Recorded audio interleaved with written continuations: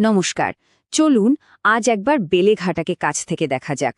মানে ডেটা আর তথ্যের আয়নায় দেখব পশ্চিমবঙ্গের শহরে রাজনীতির ভবিষ্যৎ ঠিক কোন দিকে এগোচ্ছে। আর এর জন্য বেলেঘাটা বিধানসভা কেন্দ্রটা একটা দারুণ কেস স্টাডি হতে পারে। তো আমরা 4টি ধাপে এগোব। প্রথমে এখানকার মানুষের আসল সমস্যাগুলো কি সেটা বোঝার চেষ্টা করব। তারপর দেখব ভোটের সংখ্যাগুলো ঠিক কী গল্প বলছে। এরপরে গভীরে গিয়ে খুঁজব এই অসন্তোষের কারণটা ঠিক কোথায়, আর শেষে পরিবর্তনের জন্য কি ভাবা হচ্ছে তার একটা ছবি তুলে ধরব। চলুন শুরু করা যাক।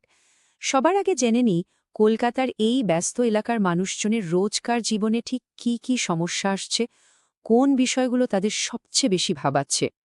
এই যে দেখছেন বেলেঘাটা বিধানসভা কেন্দ্র নম্বর 164। এটা শুধু উত্তর কলকাতার একটা এলাকা নয়, বুঝলেন। এখানকার রাজনৈতিক হাওয়া দেখে কিন্তু রাজ্যের অন্যান্য শহর এলাকার মানুষের মনের কথা অনেকটাই আঁচ করা যায়, অনেকটা ব্যারোমিটারের মতো আর কি। তো এখানকার মানুষের মূল অভিযোগগুলো কি কি? দেখুন, বর্ষা এলে জল জমে একাকার।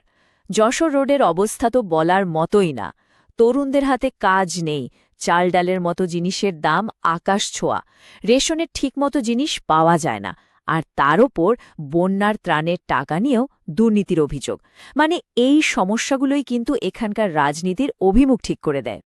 আচ্ছা, এই যে এত অভিযোগ, এত ক্ষোভ, ভোটের বাক্সে এর প্রভাবটা ঠিক কেমন?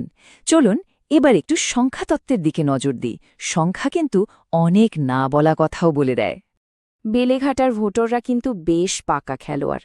ব্যাপারটা দেখুন, রাজ্যের ভোটের সময় তারা একজোট হয়ে একটা দলকে জেতাচ্ছেন, অথচ আবার সেই তারাই যখন কেন্দ্রের জন্য ভোট দিচ্ছেন তখন ভোটটা ভাগ হয়ে যাচ্ছে। কি বুঝলেন? এর মানে হল রাজ্য সরকার আর কেন্দ্র সরকারের কাছে তাদের চাওয়া পাওয়া, তাদের বিচার বিবেচনা একদম আলাদা। বিধানসভার ফলাফলটা দেখুন একবার। 2016 থেকে 2021, এই 5 বছরে কি বিরাট পরিবর্তন। তৃণমূলের ভোট দেখুন, 53% থেকে লাফ দিয়ে 65%। আবার বিজেপির ভোটও কিন্তু বেড়েছে, 7% থেকে সোজা 23%। এখন প্রশ্ন হল, এই ভোটগুলো এলো কোথা থেকে? উত্তরটা পরিষ্কার, বামেদের ভোট ব্যাংক থেকে।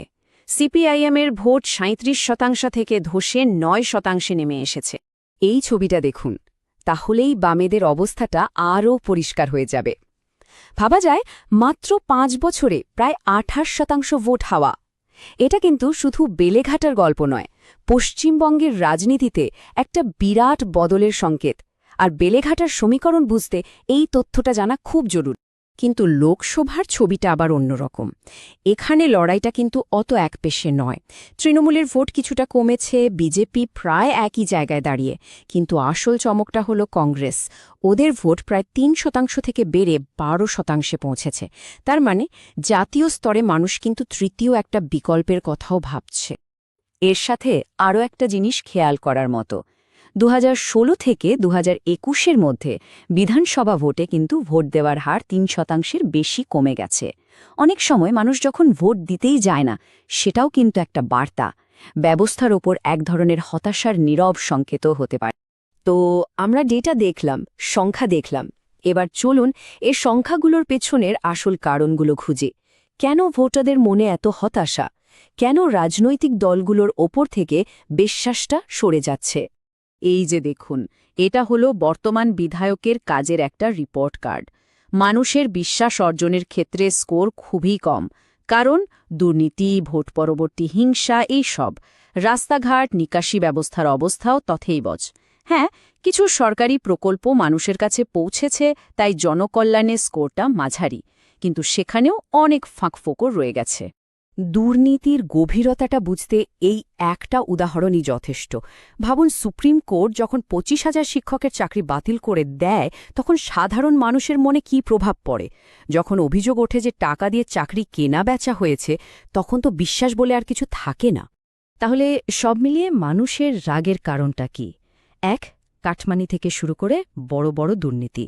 2, 2021-এর ভোট পরবর্তী হিংসার স্মৃতি, যা এখনও টাটকা। 3, যুবকদের জন্য চাকরির অভাব। আর 4, একাংশের মধ্যে সংখ্যালঘু তোষণের ধারণা। এই 4টে বিষয় কিন্তু ক্ষমতাসীন দলের জন্য সবচেয়ে বড় মাথা ব্যথার কারণ। আচ্ছা, সমস্যা তো অনেক হলো, এবার সমাধানটা কি? এই সব ক্ষোভ বিক্ষোভ সামলে মানুষের বিশ্বাস ফিরিয়ে আনার জন্য ঠিক কী ধরনের পরিকল্পনা সামনে রাখা হচ্ছে, চলুন সেটা দেখি। এখানে দেখুন একটা পরিষ্কার রোডম্যাপ দেওয়া হয়েছে। ১ নম্বরে আছে রাস্তা আর ড্রেনেজ ব্যবস্থার আমূল পরিবর্তন। ২ বর্ষার জল জমার সমস্যা মেটাতে স্টর্ম ওয়াটার বেসিন তৈরি। ৩ চাকরির জন্য স্কিল ডেভেলপমেন্ট আর আইটি হাব তৈরি করা।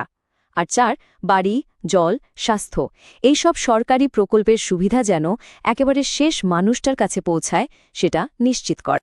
আর এটা শুধু কথার কথা নয়, এই পুরো পরিকাঠামো আর কর্মসংস্থান প্রকল্পের জন্য ১০০ কোটি টাকা বিনিয়োগের প্রস্তাব দেওয়া হয়েছে। টাকার অঙ্কটাই বলে দিচ্ছে যে এটা একটা সিরিয়াস প্ল্যান। এই পরিকল্পনার একটা নির্দিষ্ট লক্ষ্যও আছে।